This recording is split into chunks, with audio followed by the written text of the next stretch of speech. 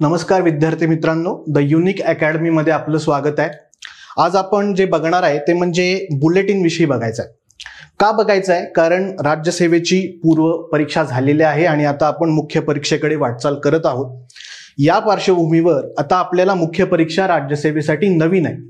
मग यामुळं आपल्याला उत्तर लेखनामध्ये कशा प्रकारे कोणकोणत्या तंत्राचा वापर करावा लागेल आणि त्यामध्ये चालू घडामोडीचा आपल्याला यूज कसा करावा लागेल या अनुषंगानं थोडंसं तुम्हाला एक बॅकग्राऊंड, तुम्हाला थोडासा आढावा या निमित्तानं देण्याचा आज प्रयत्न करणार आहे। आता आपल्याला सगळ्यांना माहिती आहे की राज्यसेवेची पूर्व परीक्षा झालेली आहे आणि आता आपण थोडंसं मुख्य परीक्षेकडे निघालो। आता आपल्याला महत्त्वाचा आपल्या पुढे जो मोठा प्रश्न आहे की तयारी कशा प्रकारे करायची, गुण कशा प्रकारे अधिक मिळवायचे जेणेकरून आपल्याला इंटरव्ह्यू कॉल येईल। आणि या सगळ्यामध्ये आपल्याला महत्त्वपूर्ण जे ठरणार आहे तो म्हणजे कंटेंट। कंटेंट म्हणजे तुम्ही उत्तरामध्ये कोणकोणत्या गोष्टी कशा प्रकारे लिहिणार आहे। मग यामध्ये एक महत्त्वाची गोष्ट काय आहे की आपल्याला मार्क्स मिळवायचे आहेत, गुण मिळवायचे आहेत आणि हे गुण अधिक मिळवायचे असतील तर आपल्याला इतरांच्या तुलनेमध्ये काहीतरी वेगळं करावं लागेल, काहीतरी आपल्याला वेगळं असं की जेणेकरून आपल्याला गुण अधिकाधिक मिळतील। आणि हे अधिक गुण मिळवण्यासाठी तुम्हाला चालू घडामोडींचा टच द्यायचा आहे। आता चालू घडामोडी आपल्याला माहिती आहेत, मात्र मुख्य परीक्षेच्या अनुषंगानं या वेगळ्या प्रकारे तुम्हाला त्याला सामोरं जायचं आहे। म्हणजे कसं तर आपल्याला मुख्य परीक्षेमध्ये सामान्य अध्ययनाचे 4 पेपर आहेत, सगळ्यांनाच माहिती आहे। त्याचबरोबर निबंधाचा आपल्याला एक पेपर आहे आणि दुसरा म्हणजे ऑप्शनल, ज्याला आपण वैकल्पिक विषय म्हणतो, असे वैकल्पिक विषयाचे 2 पेपर की जो तुम्ही निवडलेला असेल तो। आता त्यामध्येही वैकल्पिक विषयामध्ये देखील जर तुम्ही राज्यशास्त्र निवडला असेल, समाजशास्त्र निवडला असेल आणि दुसरा म्हणजे पब्लिक ऍडमिनिस्ट्रेशन, ज्याला आपण लोक प्रशासन म्हणतो, यासारखे डायनामिक विषय निवडले असतील तर त्यामध्ये देखील करंट अफेअर्सचा जो रोल आहे तो अधिकाधिक वाढतो। ते आता आपण बघूया कसं तो आपल्याला करंट अफेअर्सचा रोल त्यामध्ये दिसणार आहे। त्याआधी आपण जे युनिकच्या वतीनं जे बुलेटिन प्रकाशित करतोय हा साधारणपणे 18वा अंक आहे आणि आता सप्टेंबरचा अंक प्रकाशित झालाय। म्हणजे गेल्या साधारण 1.5 वर्षापासून आपण मुख्य परीक्षेच्या अनुषंगाने हा अंक मुख्य परीक्षेसाठी विशेष केंद्रित असा प्रकाशित करत आहोत। आता यामध्ये एक महत्त्वाची तुम्हाला गोष्ट सांगायची आहे की हे आपण करताना यामध्ये कोणकोणत्या स्रोतांचा वापर करतोय की यामध्ये आपण बघा हिंदू या ठिकाणी तुम्हाला दिसतंय Hindu, Indian express, Hindustan times, times of India, India today, print, financial express, PIB, याशिवाय मराठीतील जे वृत्तपत्र आहेत जसं की महाराष्ट्र टाइम्स, लोकमत, लोकसत्ता, या सगळ्यांचा आपण यूज करून तुम्हाला कंटेंट देतोय। कंटेंट कशासाठी देतोय? तो कंटेंट तुम्हाला उत्तरात लिहायचा आहे। आता एवढे सगळे स्रोत तुम्हाला सांगितले तर तुम्ही प्रश्न विचारायला पाहिजे की एवढ्या सगळ्या स्रोतांचा वापर तुम्ही कशासाठी करताय? तर तो कशासाठी केला जातोय तर तुमचा कंटेंट रीच होण्यासाठी केला जातोय। म्हणजे जे तुम्ही उत्तरामध्ये प्रश्नाच्या मागणीनुसार लिहाल त्याच्या मते जो कंटेंट आहे तो इतरांपेक्षा वेगळा, त्यामध्ये वेगवेगळे संदर्भ, वेगवेगळे निर्णय। तर मी तुम्हाला सांगणार आहे की करंट अफेअर्स मधले मुख्य परीक्षेतले कोणकोणते पैलू आहेत तर ते यामध्ये आपल्याला सगळीकडे दिसतील। आता आपण थोडंसं पुढे जाऊया म्हणजे तुम्हाला अजून थोडासा अंदाज यामध्ये येईल। जसं मी तुम्हाला सांगितलं की नवीन मुख्य परीक्षा आहे आणि त्यामुळे जे जुने करंट अफेअर्सचा जो आपला जुना अप्रोच आहे तो थोडासा बदलावा लागेल। यामध्ये आपल्याला एक गोष्ट ऍड करावी लागेल, ती म्हणजे विश्लेषण ऍड करावं लागेल। विश्लेषण म्हणजे एखाद्या गोष्टीमध्ये तुम्हाला त्यातली डेप्थ दाखवून द्यावी लागेल। विश्लेषण जेव्हा म्हणतो तेव्हा आपण मुख्य परीक्षेचा विचार करतो, मग ते विश्लेषण तुम्हाला या अंकामध्ये पाहायला मिळेल। आता याबरोबर विश्लेषण तर असेल तर त्या विश्लेषणाबरोबर काही फॅक्ट्स कुठं वापरायच्या, कशा वापरायच्या, समित्या कुठं वापरायच्या, कशा वापरायच्या, किंवा आकडेवारी कुठं वापरायची, कशी वापरायची, हे तुम्हाला यामध्ये अगदी व्यवस्थितपणे तुम्हाला बुलेटिन मध्ये दिसेल। आता जसं जसं आपण पुढे जाऊ तसं तसं तुम्हाला मी तो अंकपद दाखवणार आहे।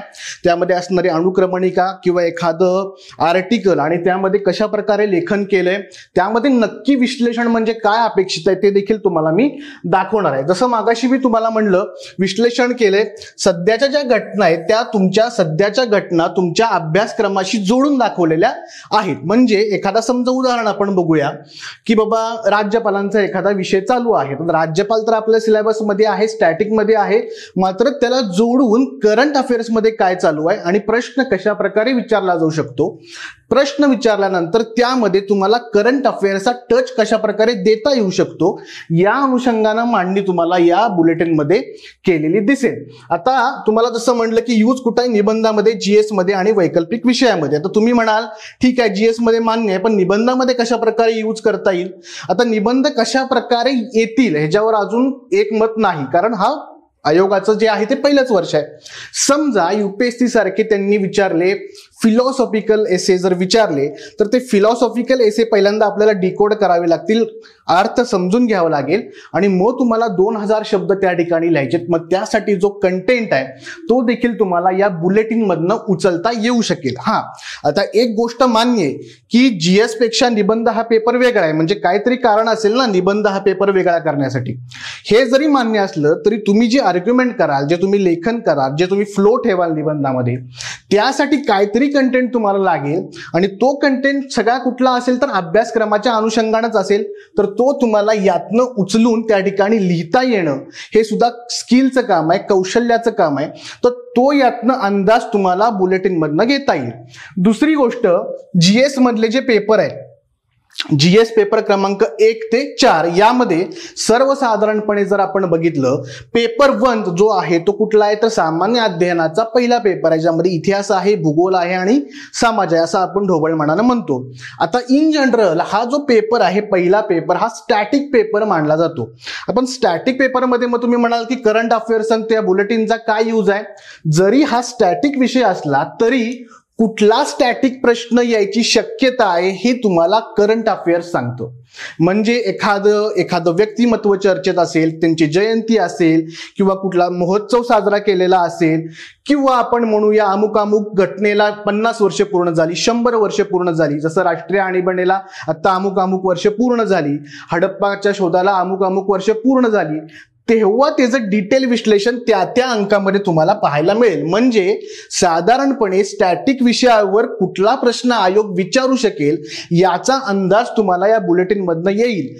त्याचबरोबर अशा काही फॅक्ट्स, अशा काही घडामोडी ज्या तुमच्या स्टॅटिक स्त्रोतामध्ये, स्टॅटिकच्या सोर्सेसमध्ये नसेल, पण काहीतरी वेगळ्या गोष्टी असतील, त्या न्यूजपेपरमध्ये आल्या असतील, त्या तुम्हाला अभ्यासक्रमाच्या अनुषंगानं स्टॅटिकला जोडून त्या जीएस पेपर क्रमांक 1 शी जोडून दाखवल्या जातील. म्हणजे इन जनरल आता आपल्याला काय कळालं, जीएस1 हा जरी स्टॅटिक विषय मानला असला तरी करंट अफेअर्सच्या अनुषंगाने अंदाज घेण्यासाठी कुठला प्रश्न आयोग विचारू शकेल तो फोकसली आपण फोकस ठेवून वाचण्यासाठी तुम्हाला बुलेटिनचा आधार उपयुक्त ठरू शकतो.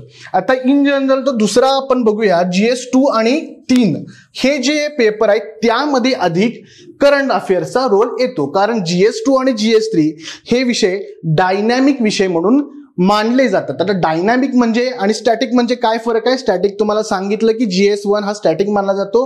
डायनॅमिक म्हणजे सतत चालू घडामोडीचं काही ना काहीतरी अनुषंगानं, त्या विषयाच्या अनुषंगानं चालू असतं.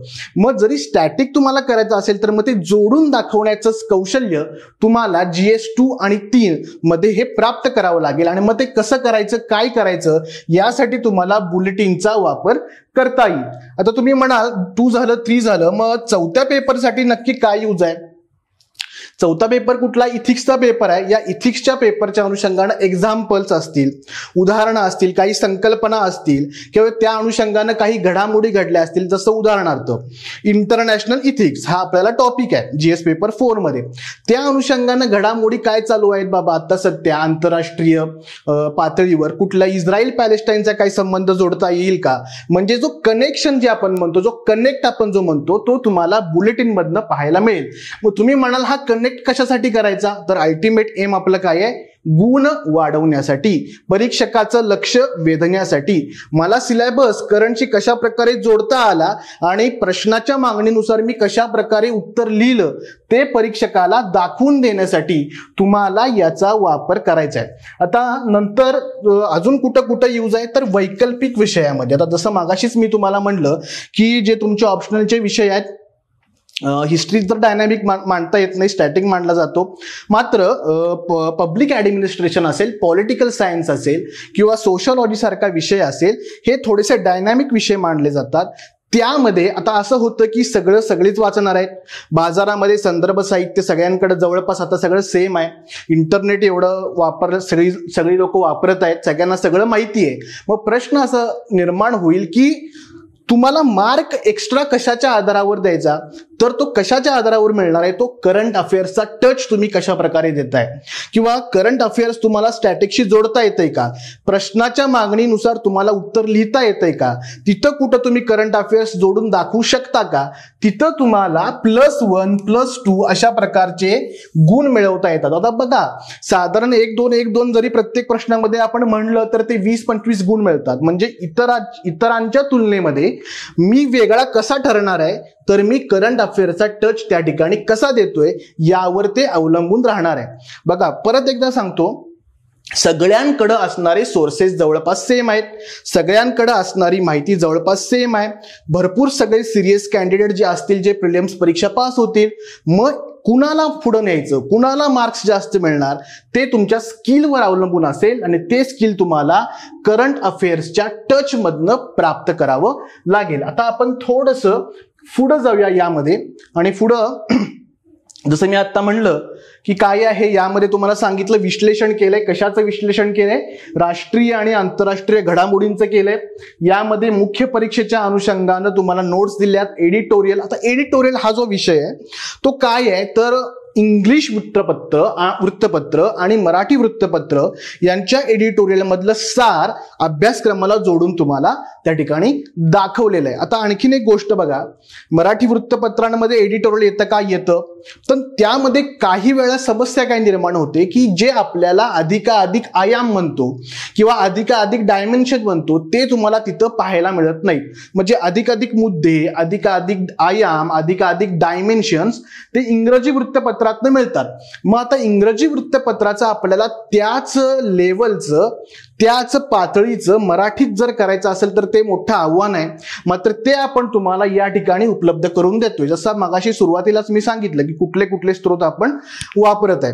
त्यामुळं डायमेन्शनसाठी, मुद्द्यांसाठी तुम्हाला हे उपयोगी ठरेल. आता तुम्ही प्रश्न मला विचारायला पाहिजे, हे डायमेन्शन्स, हे मुद्दे, हे अनेक आयाम आपल्याला पाहिजेत तर कशासाठी पाहिजेत, तर ते आपल्याला पाहिजेत गुण मिळवण्यासाठी. तुम्ही किती प्रकारे, कशा प्रकारे, किती आयामातून, वेगवेगळ्या दृष्टिकोनातून विचार करू शकताय, हे या निमित्तानं तुम्ही परीक्षकाला ते दाखवून देता.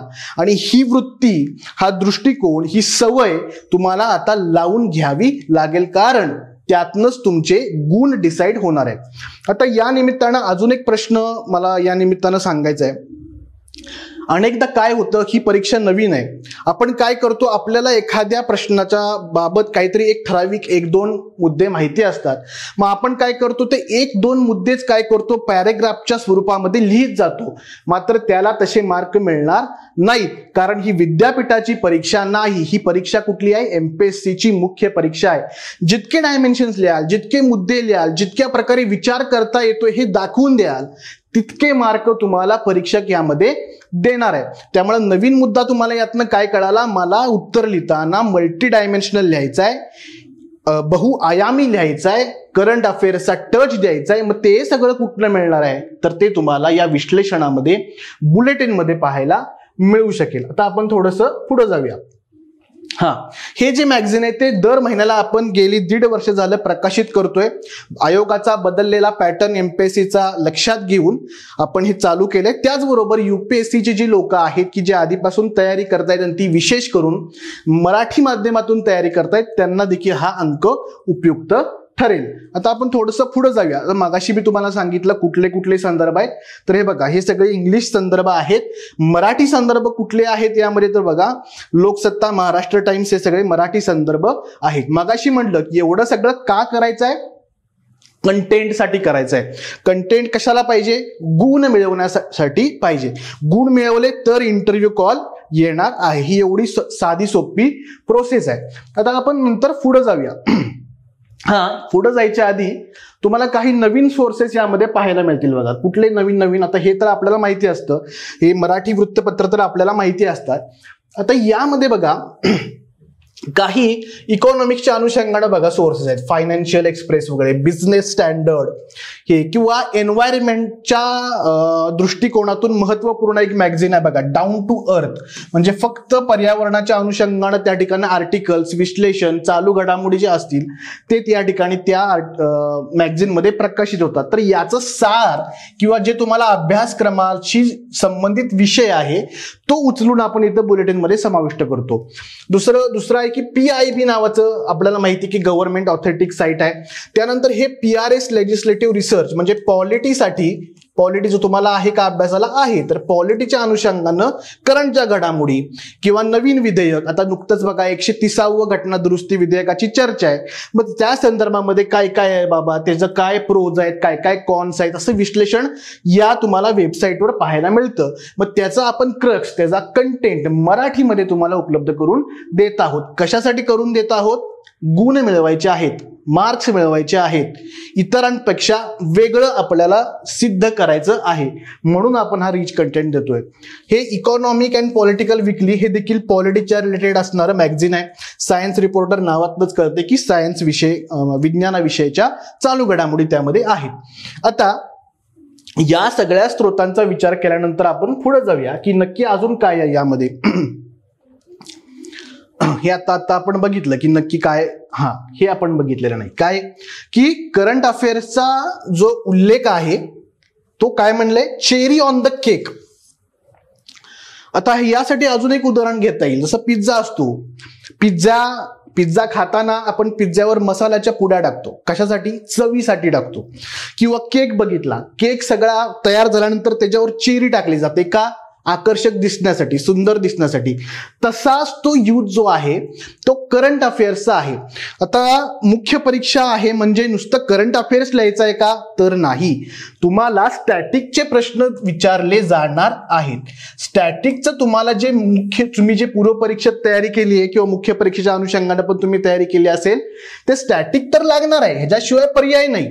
नुसतं करंट अफेअर्स वाचलं तर त्यानं मार्क्स येणार नाही. मात्र हेच फक्त करून चालणार नाही, तर त्याला आपल्याला करंट अफेअर्सची जोड द्यावी लागेल. आता पुन्हा सांगितलं का द्यावी लागेल करंट अफेअर्सची जोड? तर गुण मिळवण्यासाठी. मी तुम्हाला म्हणलं हे स्टॅटिक प्रत्येकानं वाचलंय, जो सिरियस कॅन्डिडेट आहे त्याचं स्टॅटिक एकदम क्लिअर आहे.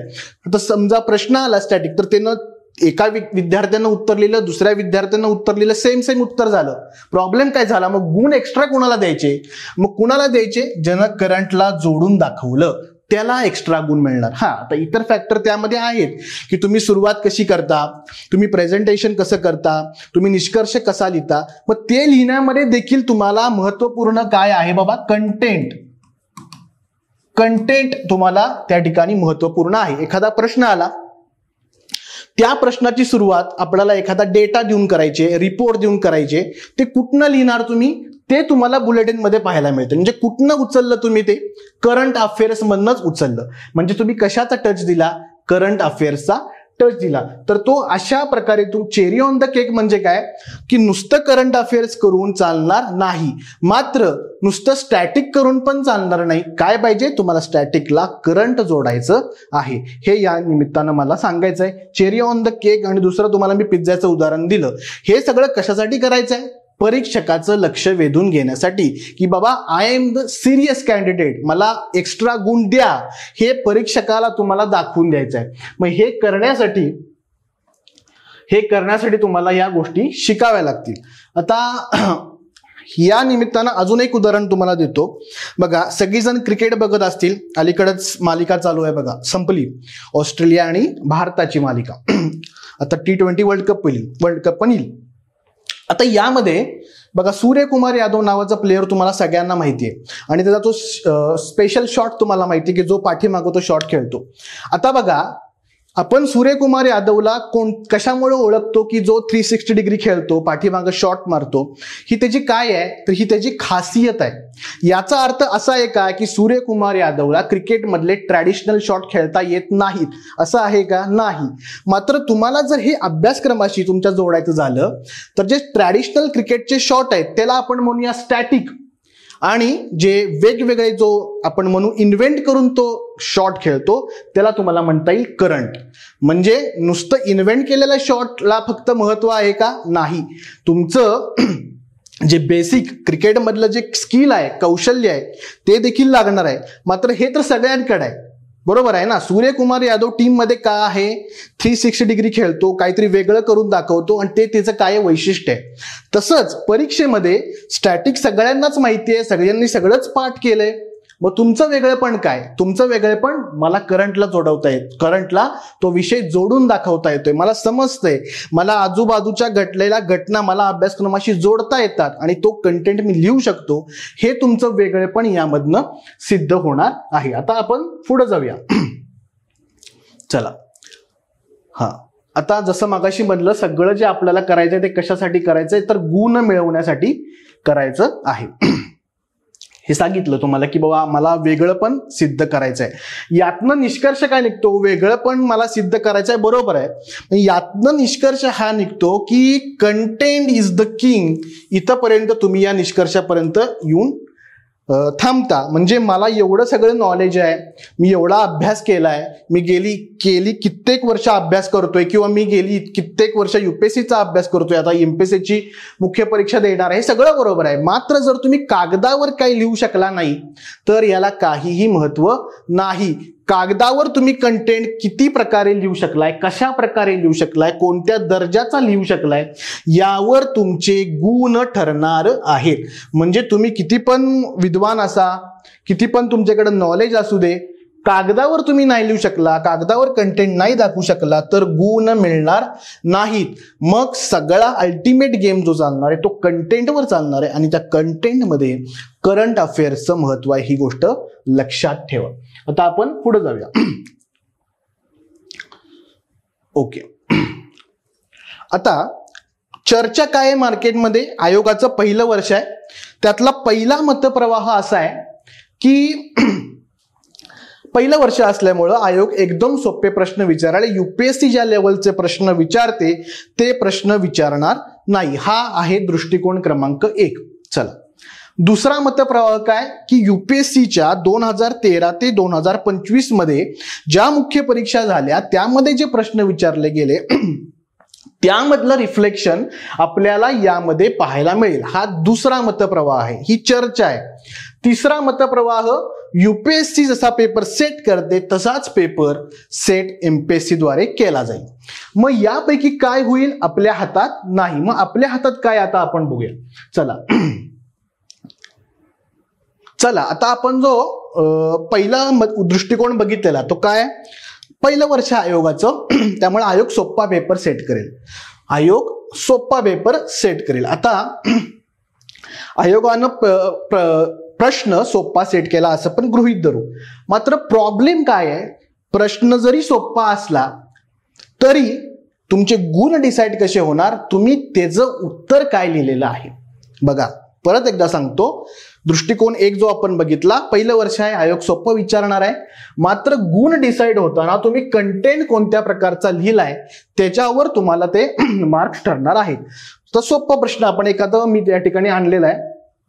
समजा राज्यपालांवर प्रश्न विचारला की बाबा राज्यपालांची कार्य सांगा, तुम्ही स्टॅटिक मध्ये करता, आणि पुढे काय विचारलं? राज्यपालांच्या कारभारावर टीकात्मक विश्लेषण करा, किंवा तसा प्रश्न तो विचारलाय. आता एकदम सोपा प्रश्न आहे. आता यामध्ये जे तुम्ही स्टॅटिक आहे ते तुम्ही लिहाल, सगळ्यांनाच ते सगळं माहिती आहे. मग आता सगळ्यांना सेम गुण मिळायला लागल्यावर इंटरव्ह्यू कॉल कुणाला येणार किंवा कुणाला मार्क्स जास्त मिळणार? मग इथं बघा, तुम्हाला या राज्यपालांच्या अनुषंगानं काही गोष्टी माहिती पाहिजेत की ज्या करंटमध्ये चालू आहेत.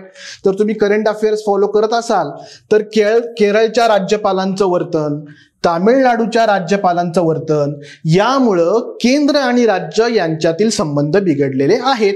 मग या राज्यपालांमुळं केंद्र राज्यांचे संबंध कशा प्रकारे बिघडले? मग बाबा राज्य जे आहे ती राज्यपालांविरुद्ध, राज्य म्हणजे राज्यामध्ये जे सत्तेवरचं सरकार आहे ते तिथल्याच राज्यपालांविरुद्ध बाबा कोर्टात गेलं. मग कोर्टानं कोणकोणते निर्णय दिले, त्या निर्णयाचं नाव, त्या केसचं नाव जर तुम्ही उत्तरामध्ये समाविष्ट केलं तर ते तुमचं वेगळेपण ठरतं. काय काय म्हणलं मी बघा, एक तर तुम्हाला राज्यपालांचा विषय केंद्र राज्य संबंधाशी जोडून दाखवायला लागला. दुसरी गोष्ट, त्या निमित्तानं कोर्टामध्ये ज्या काही केसेस गेल्या त्याचे नावं तुम्हाला लिहावे लागतील. मग या निर्णयामधनं सर्वोच्च न्यायालयानं नक्की कोणतं भाष्य केलं ते तुम्हाला सांगावं लागेल. आणि मग याचा केंद्र राज्य संबंधावर कसा परिणाम झाला हे तुम्हाला सगळं उलगडून दाखवावे लागेल. तर उलगडून दाखवावे लागेल म्हणजे विश्लेषण करावे लागेल. विश्लेषण करावं तर लागेल, त्याचबरोबर काही फॅक्ट्स लिहावे लागतील. कोणत्या फॅक्ट्स? कोणत्या खटल्यामध्ये म्हटलंय हे सगळं तुम्हाला उत्तरात लिहावं लागेल. मग हे तुम्ही लिहिलं तर समजा ज्या विद्यार्थ्यानं, सामान्य विद्यार्थ्यानं 10 पैकी 4 गुण मिळवले, काय लिहून? स्टॅटिक लिहून, राज्यपालांचं काय काय विचारलंय त्यानं लिहिलं. मात्र हे लिहून तुम्ही करंट अफेअर्सचे जर तुम्ही ते जोडलं तर ते 2 किंवा 3 मार्क तुम्हाला एक्स्ट्रा पडतील. 3 जरा खूपच झाले, आपण म्हणू चला 2 मार्क एक्स्ट्रा पडतील. मग तुम्ही त्या ठिकाणी 10 मार्काच्या प्रश्नामध्ये 6 गुण तुम्ही त्या ठिकाणी घेऊ शकाल, हे लक्षात घ्या. मग ते एक्स्ट्रा गुण प्रत्येक प्रश्नामधले तुम्हाला इतरांच्या तुलनेमध्ये वेगळं ठरवतील आणि त्यातनं तुम्हाला इंटरव्ह्यू कॉल यायला मदत होईल. बघा लक्षात घ्या, हे लक्षात घेणं खूप महत्वाचं आहे. आता हे बुलेटिन आपण मी म्हटलं की जसं 1.5 वर्षापासून आपण ते करतोय, 17वा का 18वा अंक आहे. आता यामध्ये आपण सुरुवातीला हे सगळं केल्यानंतर विद्यार्थ्यांनी काही, आपल्या बॅचेसच्या विद्यार्थ्यांनी काही सजेशन दिले, त्या सजेशन आपण त्यामध्ये समाविष्ट त्या ठिकाणी केलेले आहेत. आणि बुलेटिनमध्ये आपण काय म्हणू की डायनॅमिकपणा ठेवण्याचा प्रयत्न केलेला आहे. त्यामध्ये एडिटोरियलची साईज किती असणं किंवा त्यामध्ये विश्लेषण किती असलं पाहिजे या गोष्टी, किंवा थोडंसं काही काही वेळा असं होतं की काही विद्यार्थी नवीन असतात, मग त्यांना ते स्टॅटिकचा थोडासा काय विषय आहे नक्की तो थोडासा सांगावा लागतो. मग ते देखील आपण बदल बुलेटिनमध्ये या अनुषंगानं केलेले आहेत. आणि दुसरी गोष्ट, आणि काय फायदा या ठिकाणी, तर सगळ्या, जसं मागाशी एवढे सगळे स्रोत सांगितले, तुम्ही एवढे सगळे न्यूजपेपर तर वाचायला जाणार नाही, कारण मग नुसतं तुम्ही तेवढंच करायला गेला तर मग ऑप्शनल काय कधी वाचणार तुम्ही, मग तुम्ही इथिक्स कधी वाचणार, मग स्टॅटिक जर तुम्हाला उजळणी करायची ती तुम्ही ती कधी करणार, निबंधाचा सराव कधी करणार. मग प्रॅक्टिकली तुम्हाला एवढे स्रोत मिळवणं शक्य नाही. मग हे सगळ्या स्रोतांचं आपण जो सारांश आहे तो एका ठिकाणी तुम्हाला मिळतोय, तो तुम्ही वाचायचा आहे. हे ठिकाणी हा उद्देश आपला साध्य होतो. तिसरी गोष्ट, न्यूजपेपर वरचे अवलंबित्व कमी झाले, जसं मी तुम्हाला सांगितलं. आता एक गोष्ट तुम्ही मला विचारली पाहिजे, ठीक आहे आता मग हे तुम्ही सांगितलं, मग बुलेटिन आता सगळी वापरावी लागली, मग बुलेटिन सगळी वापरायला लागली, मग आमचं वेगळेपण काय राहील? हा व्हॅलिड प्रश्न आहे. बुलेटिन सगळी वाचायला लागली, मग वेगळेपणच टिकवायचं आहे ना, मग सगळ्यांनी पुन्हा तेच केलं तर मग पुन्हा वेगळेपण कसं होईल आणि पुन्हा आम्हाला गुण कसे येतील, हा प्रश्न या निमित्तानं उपस्थित होतो. तर त्याचं उत्तर एक आहे की सगळं कळालं आणि इम्प्लिमेंट केलं, या 2 वेगळ्या गोष्टी आहेत. म्हणजे अंमलबजावणी करणं हे सगळ्यात अवघड काम आहे. पहिलं अवघड काम तर हे आहे की मला या सगळ्या गोष्टी माझ्या सिलेबसशी जोडलेल्या मला समजतायत का, हे पहिलं आव्हान आहे. दुसरं, मला समजलंय पण उत्तरामध्ये मला ते इम्प्लिमेंट करता येतंय का, प्रश्न विचारल्यानंतर मला क्लिक होतंय का, मला करंटचा तो कंटेंट इन्क्लूड करता येतोय का, हे दुसरं आव्हान आहे. बट चला आपण हे धरू की हे आव्हान देखील अनेक लोकांनी पेललं. मग मला सांगा की वेगळेपण कसं होणार आहे. तर मी नेहमी सांगतो की तुम्हाला कंटेंट जरी आम्ही या ठिकाणी देत असलो तरी एक न्यूजपेपर तुम्ही कुठला तरी वाचला पाहिजे आणि त्यामध्ये तुम्ही काय केलं पाहिजे, तर तुमची युनिक डायरी तयार केली पाहिजे. युनिक डायरीमध्ये काय, एक 50 ते 100 पेजेसची डायरी असेल, त्यामध्ये तुम्ही सेक्शन केला असेल 1, 2, 3, 4 आणि त्यामध्ये तुम्ही काय लिहाल तर न्यूजपेपर मधलं की ज्या अशा गोष्टी आहेत की ज्या मार्केटमध्ये असणाऱ्या मॅगझिन मध्ये नसतील, मग त्या गोष्टी त्या कुठं असतील तर तुमच्या ह्याच्यामध्ये असतील. मग तुम्ही म्हणाल की आम्हाला कसं कळेल की मॅगझिन मध्ये काय आहे आणि काय नाही, तर जे मोठे मोठे विषय आहेत, विश्लेषणाचे विषय आहेत, ते तर मॅगझिन मध्ये येणार, कारण तुम्हाला सांगितलं की केवढे स्त्रोत आहेत. मग ह्याच्यामध्ये काय असेल की एखादी केस स्टडी, एखादं उदाहरण किंवा एखाद्या व्यक्तीनं केलेलं काम किंवा आपण म्हणू की एखादी चांगली घटना की जी तुम्हाला निबंधामध्ये वापरता येईल, असं तुम्हाला यामध्ये कंटेंट यामध्ये जमा करायचं आहे. म्हणजे अशा गोष्टी जमा करायच्या आहेत अंदाज घेऊन की ज्या मॅगझिन मध्ये नाहीयेत, त्या कुठंच नाहीयेत, त्या फक्त कुठं आहेत, माझ्याकडे आहेत. माझ्याकडे म्हणजे कुठं, माझ्या डायरीमध्ये आहेत. आणि त्याच्या पुढचं आव्हान म्हणजे त्या डायरीमध्ये असणाऱ्या या गोष्टींचा वापर मला माझ्या उत्तरामध्ये करायचा आहे, हे त्याच्या पुढचं आव्हान आहे. म्हणजे बघा, आता आपण काय बघितलं, पहिली गोष्ट तुम्हाला स्टॅटिक नीट तर करावं लागेल, कारण मगाशी म्हणलं चेरी ऑन द केक, पिझ्झावरचा मसाला आणि सूर्यकुमार यादव लक्षात आहे तुमच्या.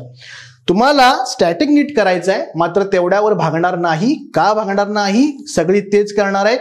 का भागणार नाही? मला गुण मिळवायचे. का भागणार नाही? मला इतरांपेक्षा वेगळं व्हायचं आहे आणि परीक्षकाचं लक्ष वेधून घ्यायचं आहे. मग ही परिस्थिती असताना तुम्हाला या सगळ्या गोष्टींवर लक्ष द्यायचं आहे. आता हे झाल्यानंतर थोडंसं यामध्ये आपण जसं म्हणलं की वेगवेगळ्या स्त्रोतांचा जो आपण वापर करतोय, त्या स्त्रोतांचा वापर करताना आपण वेगवेगळ्या तज्ज्ञांचा त्यामध्ये समावेश केलेला आहे. म्हणजे सगळ्या तज्ज्ञांनी आपलं इनपुट त्या ठिकाणी दिलेलं आहे. म्हणजे तयार होणारा जो कंटेंट आहे तो रीच कसा होईल, इतरांपेक्षा वेगळा कसा होईल, मल्टी डायमेन्शनल कसा होईल, अधिकाधिक आयाम त्यामध्ये कसे असतील, याची काळजी या निमित्तानं आपण घेतलेली आहे. आणि जसं मगाशी म्हटलं की विद्यार्थ्यांनी काही सूचना दिल्या, जसं आपण गेले 1.5 वर्ष बॅच मधील लोकांना हे जे बुलेटिन आहे ते देतोय आणि ते वाचल्यानंतर त्यांनी आपल्याला काही सांगितलं, सूचना सांगितल्या आहेत, त्या देखील आपण इन्क्लूड केलेल्या आहेत. जसं की तुम्हाला म्हणलं की स्टॅटिक थोडंसं द्या. का द्या? की आम्हाला विषयाचा थोडासा संदर्भ कळत नाही, तर मग तो संदर्भ देखील तुम्हाला त्या बुलेटिन मध्ये पाहायला मिळेल. आता हे पाहिल्यानंतर थोडंसं आता आपण ह्याचा निष्कर्ष काय काढूया. मुख्य परीक्षेमध्ये आपल्याला अधिकाधिक गुण मिळवायचे आणि त्यासाठी आपल्याला वेगळेपण सिद्ध करायचं आहे आणि ते वेगळेपण सिद्ध करण्यासाठी तुम्हाला या ठिकाणी बुलेटिनचा वापर करायचा आहे. हा जो अंक आहे तो ऑगस्टचा अंक आहे बुलेटिनचा. यामध्ये साधारणपणे बघा, जसं तुम्हाला मी मागाशी सांगितलं की कोणकोणत्या स्त्रोतांचा या ठिकाणी वापर होतोय, तर एवढे सगळ्या स्त्रोतांचा या ठिकाणी आपण समावेश त्यामध्ये केलेला आहे. जसं तुम्हाला दिसतंय की इंग्लिश वृत्तपत्र आणि मराठी वृत्तपत्र. मागाशीच मी तुम्हाला सांगितलं की इंग्लिश वृत्तपत्र घेण्याचं कारण एवढंच आहे की कंटेंट आपल्याला रीच करायचं आहे. मराठी वृत्तपत्रांमध्ये कंटेंट नाही का, असा जर तुम्ही मला प्रश्न विचारला तर असं नाही, कंटेंट आहे. मात्र परीक्षेची डिमांड इथं काय सांगते की मला मुद्दे पाहिजेत, मला डायमेन्शन पाहिजे, मला वेगवेगळ्या चौकटीतून वेगवेगळ्या पर्स्पेक्टिव्ह मधनं एखाद्या विषयाकडे बघायचं आहे. आणि हे यासाठी तुम्हाला इंग्लिश न्यूजपेपर मधला कंटेंट या ठिकाणी उपयोगी ठरेल. आता थोडंसं आपण अनुक्रमणिका यामध्ये काय आहे ते या ठिकाणी बघूया. हे कव्हर पेज आहे बुलेटिनचं. बघा अंकाची वैशिष्ट्ये काय आहेत बघा. जसं म्हणलं की अंकाची सांगितलं की मराठी माध्यमातून विश्लेषण केलेलं आहे. दुसरं जसं म्हणलं आपण मुख्य परीक्षेसाठी हा अंक तयार केलेला आहे, खास करून फक्त मुख्य परीक्षेसाठी केलेला आहे. की आपल्याला सगळ्यांना माहिती आहे की राज्यसेवेची जी पूर्व परीक्षा असते त्यामध्ये येणारं जे करंट अफेअर्स आहे ते किती फॅक्च्युअल प्रकारचं असतं, जे आता आपण झालेल्या पेपरमध्ये बघितलेलंच आहे. त्यामुळे या अंकामध्ये तुम्हाला गरज कसली पूर्ण तुमची होईल, तर मुख्य परीक्षेची गरज पूर्ण होईल. महत्वाचं अजून एक वैशिष्ट्य, जेवढे हवे तेवढे, ज्याला आपण म्हणतो लेस इज मोर. म्हणजे या ठिकाणी काळजी ही पण घेतलेली आहे की तुम्हाला दिलेला कंटेंट तुमच्यावर बर्डन ठरणार नाही. कारण काय होईल की आपल्याला स्टॅटिक करायचं आहे. स्टॅटिक केल्यानंतर एवढा सगळा कंटेंट केल्यानंतर पुन्हा करंटचा कंटेंट करायचा, म्हणजे ते ओझं तुम्हाला होऊ नये. जेवढं पाहिजे तेवढंच कंटेंट देण्याचा प्रयत्न केलेला आहे, हे याचं वैशिष्ट्य आहे. आता अजून दुसरं, वर्णनात्मक शैली, जसं म्हणलं विश्लेषण प्रोव्हाइड करतोय तुम्हाला. विद्यार्थ्यांना माहिती आशयाचा वापर उत्तरात कसा करता येईल हे या ठिकाणी लक्षात घेतलं. हे खूप महत्वाचं आहे. एवढं सगळं देऊन जर तुम्हाला उत्तरात त्याचा वापर करता आलाच नाही तर एवढं सगळं प्रयत्नाचा, एवढ्या सगळ्या कष्टांचा उपयोग नाही. पुढं जसं मगाशी सांगितलं, हा एक गोष्ट सांगायची राहिली. तुम्ही म्हणाल एवढं सगळं करायचं कशासाठी? कारण पहिलंच वर्ष आहे, कशाला कंटेंट रिच पाहिजे, कशाला डायमेन्शन पाहिजेत, कशाला मुद्दे पाहिजेत, मार्क मिळवायचे ठीक आहे, मात्र कोणीच नाही केलं तरी कशाला पाहिजे, म्हणजे कोणीच नाही केलं तर मी कशाला करू? तर असं नाहीये मित्रांनो. तुम्ही तुमच्यासाठी ही पहिली परीक्षा आहे एमपीएससीची. मात्र युपीएससीचे विद्यार्थी गेली कित्येक वर्ष या चौकटीतून अभ्यास करत आहेत. त्यांना माहिती आहे की अधिक डायमेन्शन कसे आणायचे, अधिक मुद्दे कसे आणायचे, मात्र तुम्हाला नवीन आहे. लक्षात घ्या. मग तुम्ही नाही केलं आणि त्यांनी केलं तर ते त्या रेसमध्ये पुढे जाणार आहेत. कारण परीक्षेचं नावच काय म्हणलं मी? स्पर्धा परीक्षा.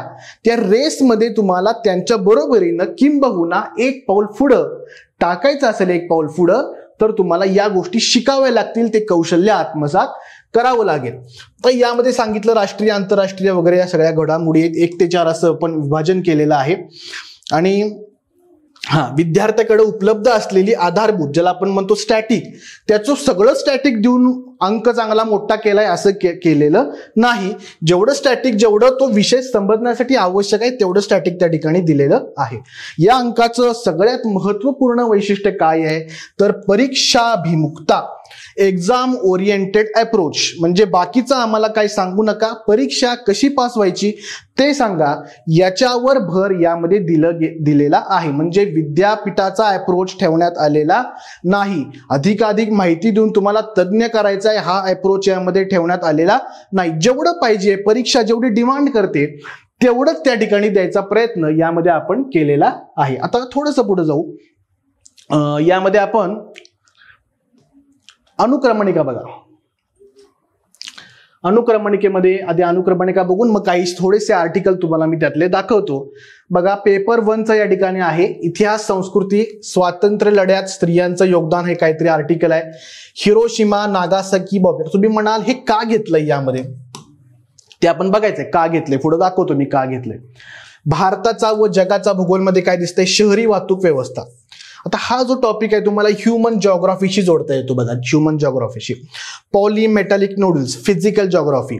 भारतीय समाजामध्ये बघा, बेकायदेशीर स्थलांतर, डेमोग्राफिक डिव्हिडंड की डेमोक्रेटिक बॉम्ब, नारी अहवाल, महिलांच्या अनुषंगानं काहीतरी, ऑनर किलिंग आपल्या भारतीय समाजातील महत्वाचा प्रश्न आहे. एकटेपणाची भावना, ज्याला आपण परात्मभाव, आता हे काही नवीन शब्द वाटतील, आता बघा परात्मभाव माहितच नाही शब्द आपल्याला. एलिनेशन ज्याला आपण म्हणतो, वेगळेपणाची अशी भावना. आता हे जे शब्द आहेत हे शब्द काही कीवर्ड्स म्हणून तुम्हाला उत्तरामध्ये वापरावे लागतील, मग त्याची सवय पण तुम्हाला होईल. आता ही सवय कधी होणार, वाचनात गेल्यानंतर.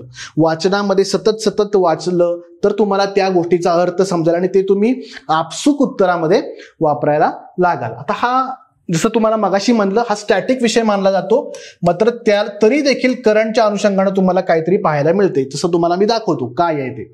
पुढे जाऊया. दुसरा बघा, सामान्य अध्ययन पेपर क्रमांक 2 यामध्ये जर आपण बघितलं, बघा आता चर्चेचा विषय बघा, 130वी घटना दुरुस्ती विधेयक विश्लेषण, व्यावसायिक स्वरूपाचे भाषण स्वातंत्र्य आणि सर्वोच्च न्यायालय, स्थलांतरितांचा मतदानाचा हक्क. म्हणजे वेगवेगळे तुम्हाला दिसतील बघा टॉपिक्स. बघा, निवडणूक वैधता, जम्मू काश्मीरचा प्रश्न, ऑनलाईन गेमिंग विधेयक, बघा ते Dream11 त्या ऍप्लिकेशनवर बंदी घातली. आता ही झाली न्यूज. पण परीक्षेच्या अनुषंगाने स्टॅटिकला मला कसा जोडता येतो, गॅम्बलिंग हा विषय नक्की कोणत्या सूचीमध्ये आहे, हे सगळं यामध्ये तुम्हाला पाहायला मिळेल. सर्वोच्च न्यायालयामध्ये लिंग भावात्मक न्याय, काहीतरी जड शब्द वाटतो, लिंग भावात्मक न्याय म्हणजे काय, म्हणजे सर्वोच्च न्यायालयामध्ये महिलांचं प्रतिनिधित्व कमी आहे, ते तर का कमी आहे, कशामुळे कमी आहे, काय डेटा सांगतोय, असं या ठिकाणी विश्लेषण केलेलं आहे. राष्ट्रपतींच्या संदर्भावर सर्वोच्च न्यायालयाचे भाष्य वगैरे. त्यानंतर खटल्यांची नावं, जसं मगाशी म्हणलं ना तुम्हाला, खटल्यांची नावं काय करावी लागतील, कोट करावी लागतील. मग हा खटला नक्की कशाच्या संदर्भामध्ये आहे वगैरे गोष्टी यामध्ये आहेत.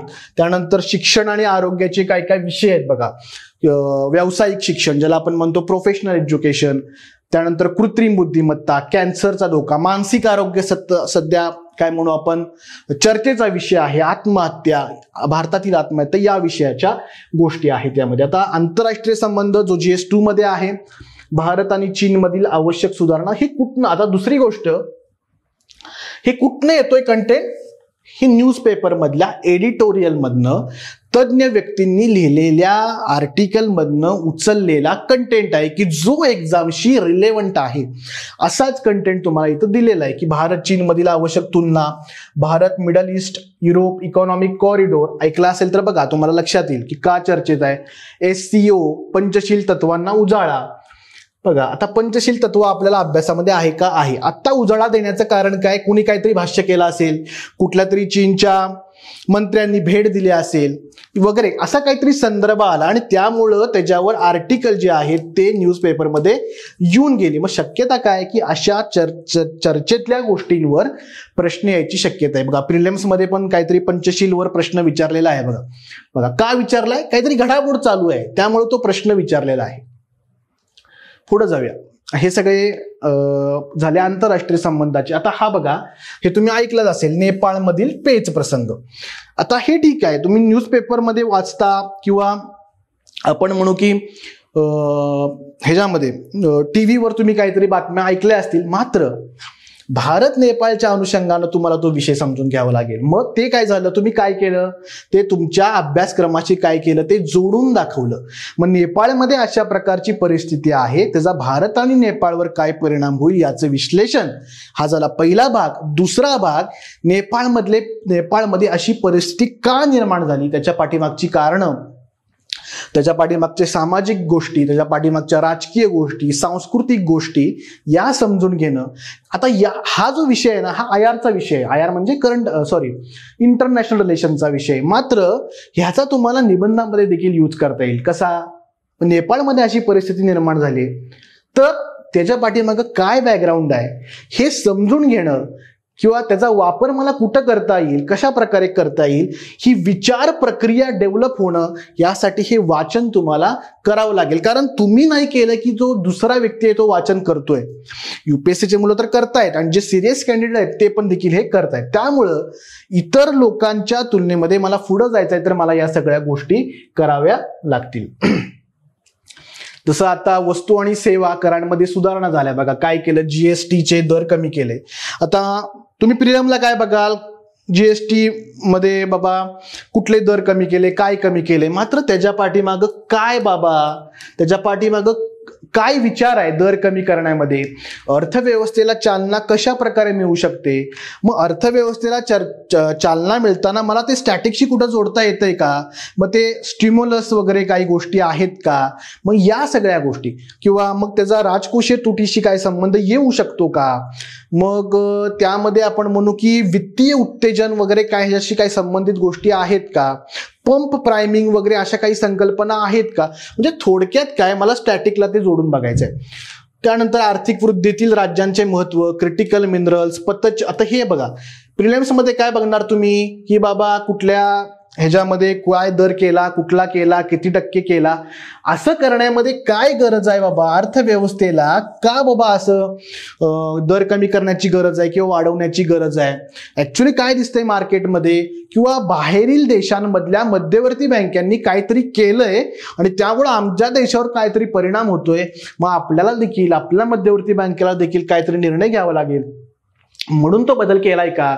हे जे बारकावे आहेत, हे जे विश्लेषण आहे ते तुम्ही अर्थव्यवस्थेच्या अनुषंगानं, आंतरराष्ट्रीय संबंधाच्या अनुषंगानं तुम्हाला समजतंय का, मग तुम्ही त्याचे मुद्दे लिहिताय का, मग तुम्ही त्याचे पॉइंट्स जनरेट करू शकताय का, हे यामध्ये चेक होतं. आता हे सगळे विषय तुम्ही बघा, वाचा की कुठले कुठले आहेत. बघा भारतातून बाहेर जाणारी गुंतवणूक.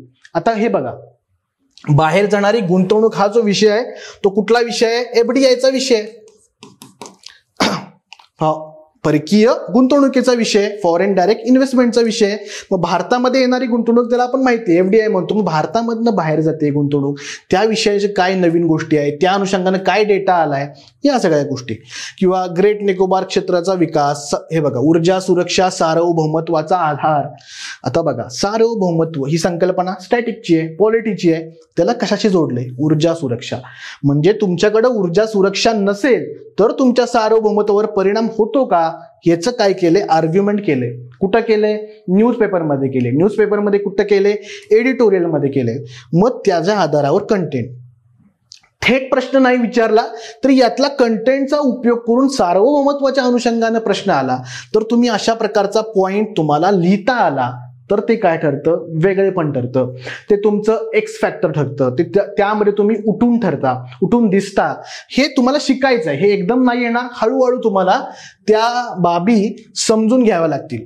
तसंच यामध्ये पर्यावरणाचे जे विषय आहेत ते इथं बघा दिलेले आहेत बघा. उत्तर भारतातील नैसर्गिक आपत्ती, बायोचार वगैरे किंवा ब्लेंडिंग कार्यक्रम. इथेनॉल सध्या जोरात आहे. आपण 25% उद्दिष्ट लवकर साध्य केलं. त्या अनुषंगानं काय काय त्या ठिकाणी विश्लेषण आहे ते दिलेलं आहे. विज्ञान तंत्रज्ञानामध्ये कृत्रिम बुद्धिमत्ता, GM क्रॉप्स, जसं आपल्याला स्टॅटिक लाईन नवं काय दिसतंय बाबा न्यूजमध्ये त्या अनुषंगानं, किंवा अंतर्गत आपण म्हणू सुरक्षामध्ये मनी लॉन्ड्रिंगचा विषय. आता बघा अंतर्गत सुरक्षा या ह्याच्यामध्ये बघा सध्या नक्षलवाद हा विषय जोरदार चालू आहे. का चालू आहे तर महाराष्ट्रामध्ये गडचिरोलीतील काही नक्षलवाद्यांनी मोठ्या नेत्याने शरणागती पत्करली. ही झाली करंटची न्यूज. आता तुम्हाला स्टॅटिकमध्ये नक्षलवादावर प्रश्न आल्यानंतर त्या ठिकाणी तुम्ही 1-2 वाक्य हे जी तुम्ही ऍड केली तर यातनं काय कळतं की बाबा मला करंटच्या रिलेटेड गोष्टी माहिती आहेत, प्लस महाराष्ट्र राज्यामध्ये काय चालू आहे हे देखील मला माहिती आहे. मग ते परीक्षकाचं लक्ष वेधून घेतं आणि तिथं तुम्हाला एक्स्ट्रा मार्क पडतात. आता जसं मनी लॉन्ड्रिंग गुन्हे हा अंतर्गत सुरक्षेचा विषय आहे तसं नक्षलवाद विषय हा देखील अंतर्गत सुरक्षेचा विषय. आता यामध्ये हा कव्हर नाही झाला, दुसऱ्या मॅगझिनच्या आवृत्तीमध्ये तो पूर्ण आपण तो विषय कव्हर केलाय, स्टॅटिकला जोडून दाखवलाय. करंट रिलेटेड फॅक्ट्स काय दिसत आहेत, होम मिनिस्ट्रीच्या अहवालानुसार अमुक अमुक टक्क्यांनी एवढं कमी झाले नक्षलवादी, किंवा अमुक अमुक कारवाया करण्यात आल्या, आधी एवढं होतं प्रमाण आता एवढं झालं. ह्या फॅक्ट्स आहेत आणि तो प्रश्न आल्यानंतर त्या फॅक्ट्स तुम्हाला त्यामध्ये समाविष्ट करावे लागतील आणि ते एफर्टलेस झालं पाहिजे. म्हणजे मी आता आठवतो पाठ करतो तेवढा वेळ एक्झाम मध्ये नसतो. जसं रोहित शर्मा एफर्टलेस 6 मारतो तसं एफर्टलेस तो कंटेंट, तो डेटा, ती माहिती तुमच्या उत्तरामध्ये एफर्टलेस आली पाहिजे कारण वेळ कमी आहे. या गोष्टीबद्दल थोडंसं बोलायचं राहिलं. 10 मार्काचा प्रश्न जर असेल तर तुम्हाला साधारण 7 मिनिटं वेळ असतो आणि 15 मार्काचा प्रश्न असेल तर तुम्हाला जो वेळ आहे तो 10 मिनिटं वेळ असतो. हे लक्षात घ्या. त्या अनुषंगानं केवढी फास्ट थिंकिंग तुम्हाला ती करावी लागेल याचा तुम्हाला अंदाज या निमित्तानं येऊ शकतो. तर सामान्य अध्ययनमध्ये नीतिशास्त्रामध्ये आपण बघितलं, नीतिशास्त्र सचोटी दृष्टिकोनामध्ये हा विषय चर्चेचा होता बघा, कुत्र्यांचा बंदोबस्त आणि सर्वोच्च न्यायालयाचा निर्णय. इथं प्रश्न काय होतो, मानवी हित महत्वाचं की प्राण्याचं हित महत्वाचं, म्हणजे या ठिकाणी संघर्ष निर्माण होतो आणि मग या अनुषंगानं इथिक्सच्या अनुषंगानं थोडीशी चर्चा यामध्ये केलेली आहे. थोडंसं आपण आर्टिकल काही बघू म्हणजे तुम्हाला साधारणपणे त्याचा अंदाज येईल की बाबा हे विश्लेषण किंवा जे डायमेन्शन म्हणजे आपण म्हणतो ते काय आहे.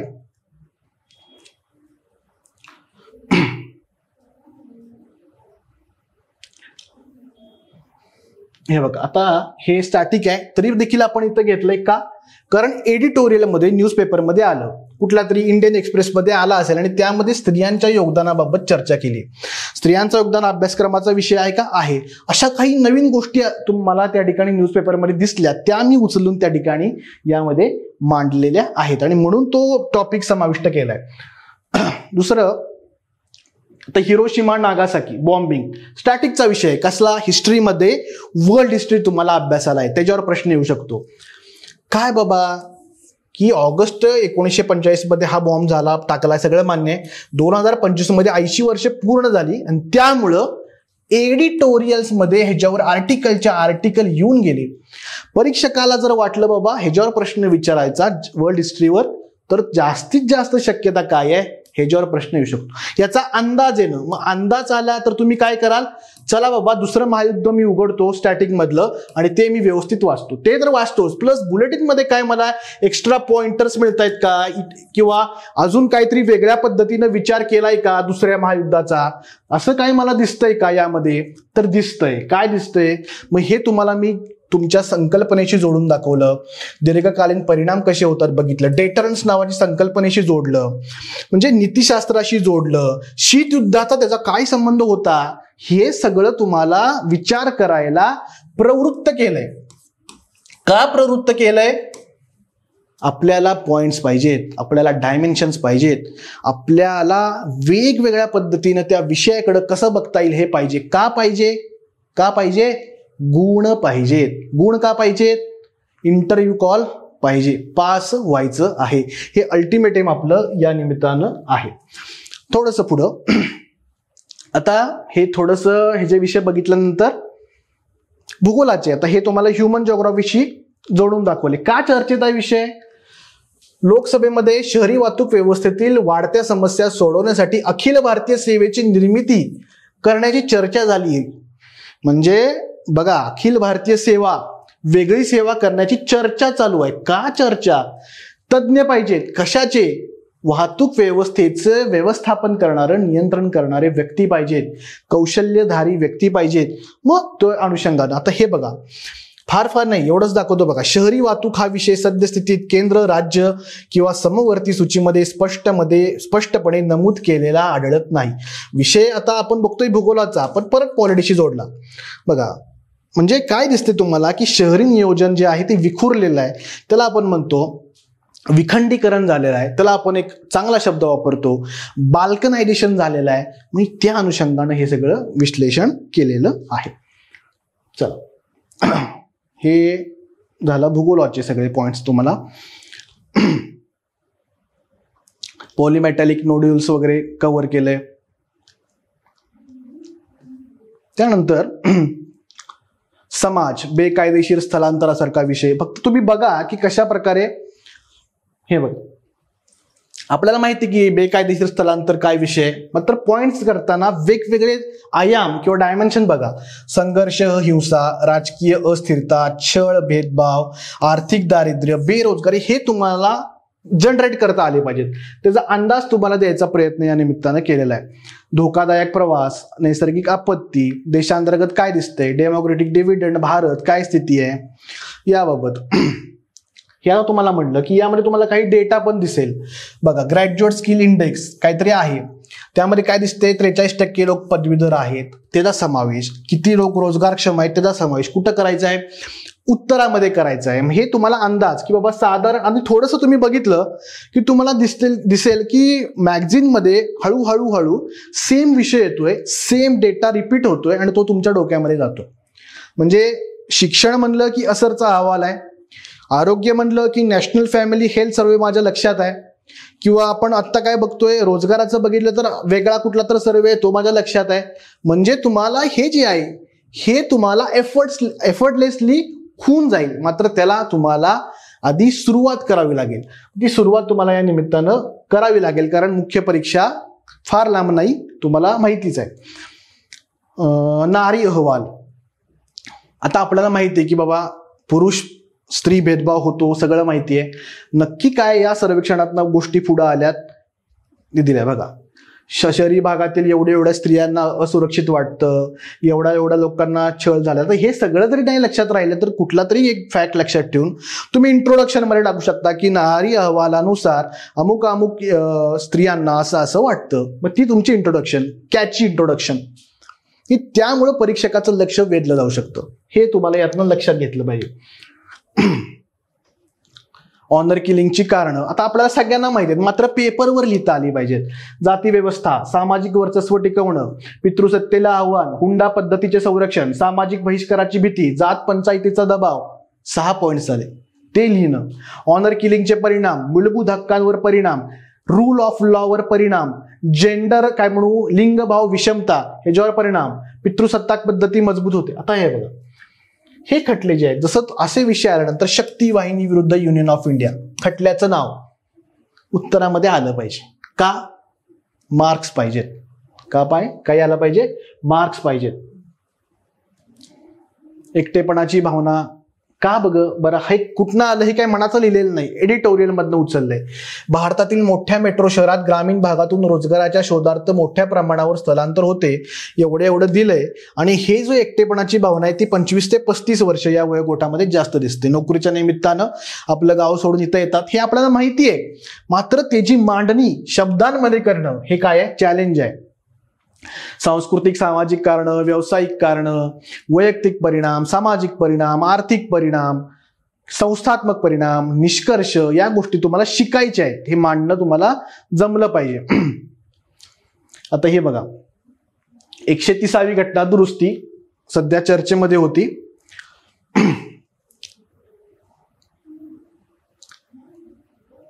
त्या निमित्तानं हा सगळा दिलेला आहे की बाबा जेलमध्ये मुख्यमंत्री किंवा मंत्री गेल्यानंतर ते पद रिक्त करायचं का, त्या अनुषंगानं हे विधेयक, घटनादुरुस्ती विधेयक मांडलेलं होतं. मग त्याचे प्रोज अँड कॉन्स फक्त बघा तुम्ही, की टीका बघा, टीकामध्ये बघा राजकीय सूडबुद्धीचा धोका, पॉइंट्स कसे जनरेट केलेत बघा. दोषी सिद्ध होईपर्यंत निर्दोष या तत्वाला धक्का, सरकार अस्थिर होण्याची शक्यता, खोटे राजकीय हेतूने प्रेरित खटले, जनादेशाचा अपमान, 30 दिवस तुरुंगवासाची अट कठोर आहे. आता सध्या स्थिती काय आहे, लोकप्रतिनिधी कायदा 1951 मध्ये काय तरतुदी आहेत, आता या अनुषंगाने काय केलं पाहिजे, या सगळ्या गोष्टी यामध्ये आहेत.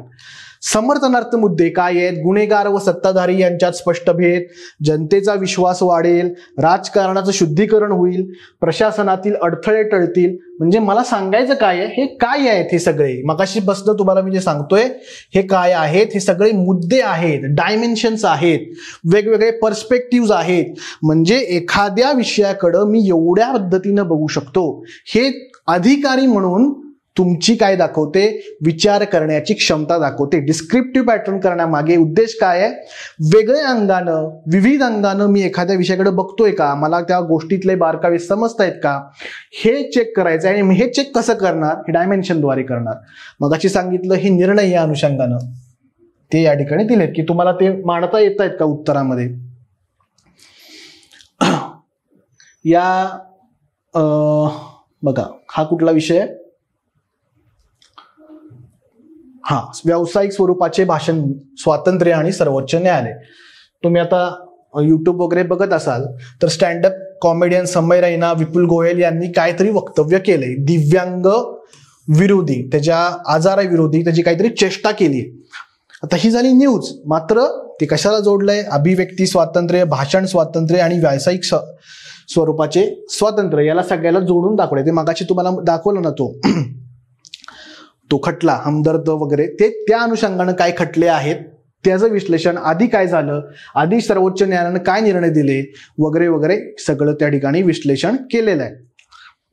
घटनात्मक तरतुदी त्या अनुषंगानं तुम्हाला जोडून दाखवता येतात का विषयाशी, जसं मी पहिल्यांदा सांगितलं, करंट अफेअर्स तुम्हाला तुमच्या स्टॅटिकशी कसं जोडता येईल, कसं जोडून दाखवता येईल, यातनं तुमचं स्किल त्या ठिकाणी अधोरेखित होणार आहे. हे बघा, श्रेया सिंघाल विरुद्ध युनियन ऑफ इंडिया, पुन्हा खटला आला. ठीक आहे, आता हे आरक्षण, 50% आरक्षणाच्या मर्यादेचा प्रश्न, त्याच्यावर विश्लेषण आहे. वेगवेगळे खटले आहेत बघा, बालाजी विरुद्ध स्टेट ऑफ म्हैसूर, इंदिरा सोहानी, जनहित अभियान विरुद्ध युनियन ऑफ इंडिया, ओबीसी. सध्याची चर्चा, काय चर्चा चालू आहे सध्या, की केंद्रामध्ये जी ओबीसीची यादी आहे त्याचं काय करायचं आहे, उपवर्गीकरण चाललंय. तसंच SC शेड्यूल कास्ट बाबत काय चर्चा आहे, आरक्षणाला क्रीमी लेअर लागू नाहीये, त्याला लागू करायचं का, याबाबतची चर्चा आहे. म्हणजे हे काय आहे, हे करंट अफेअर्स आहे.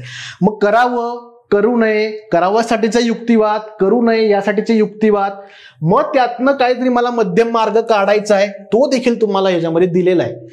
म्हणजे हे फक्त मुख्य परीक्षेच्या अनुषंगानंच नाही तर मुलाखतीमध्ये देखील थोडासा तुम्हाला विश्लेषणात्मक स्वरूप आलेलं पाहायला मिळू शकतं, असा अंदाज आहे. तुम्ही काय विचार करताय एखाद्या गोष्टीकडं, ते या निमित्तानं चेक करण्याचा प्रयत्न इंटरव्ह्यू घेणारे करू शकतील आणि त्यासाठी देखील तुमच्यामध्ये विश्लेषण येणं आवश्यक आहे. आता हे सगळे वेगवेगळे हे जे सांगतो तसे टॉपिक आहेत.